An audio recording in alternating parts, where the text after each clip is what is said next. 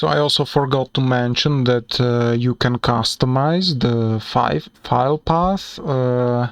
It will automatically read your content project directory, and then it will add whatever you type in here. So you can customize that. Let's have a look what else you need to know. In case you are wondering what shortcuts I'm using, then the best place to have a look is in the widget, and I have prepared. So this stuff do not touch, okay, that has to stay. Here you can debug, okay. We will cover debugging and reporting to me with the output log. I will cover that in another video. And you don't need to touch this button clicked, but this is the part where you can customize, okay. So you just type in the key that you like and you can have a custom version. I'm sure some of you guys have a very good APS, so it should be really nice to work with. So let's have a look what else I need to cover.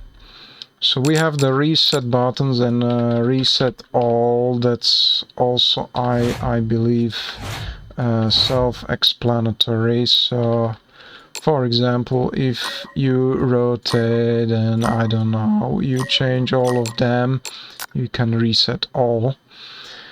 Now, if before you start and you add an animation, so originally it's set to animation blueprint, you have to change it to animation asset, put something in there. If you do that, you will have this option, otherwise you won't see this this option. And one very interesting thing that I want to show you is you know, like exporting the whole sequence of the animation with one click. So let's just say that I will quickly, I use this slider to see if I'm out of the position. So like here, you see, I know I need to zoom out. So the best thing is you know, to take it slowly, okay, quickly check that I'm within, okay. Yeah, that should be fine. Leave some space around the borders. Then select the correct resolution. Select the file name override. I would recommend selecting, so let's say I'm gonna call this a Shimby anim, and I don't need suffix. And let's make a test one, yeah. So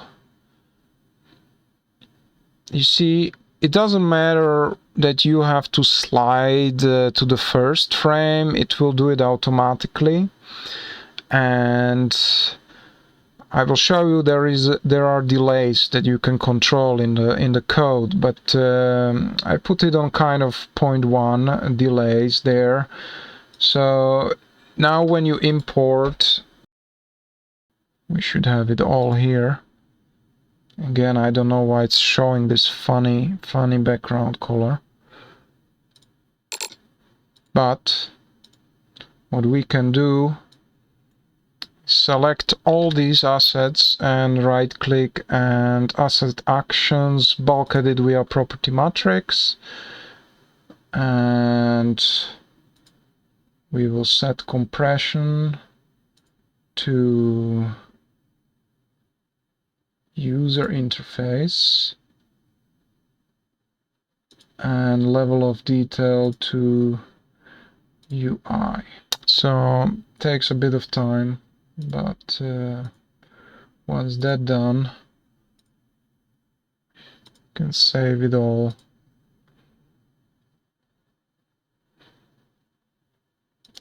And you see they are a bit too dark, yeah. But as you can see, with one click you can have yeah, 47. So we have 48 frames total, and we have it with one click. Now, why would you do that? Why would you export it in the images? So here, guys, I'm gonna show you like a sample widget, which has a very special widget here, which allows me to drop these images into an array. That's all I do. I do drag and drop into this array, and when I drop it to the player controller, you know, I get this animation. So as you can imagine, like you could have any number of these animations on the screen, which you can use to record the videos or your streams or whatever, any special cool effects that you need to bring to UMG. This is how you would do it, and this is sold on the marketplace. I think it's called sequence of image frames, or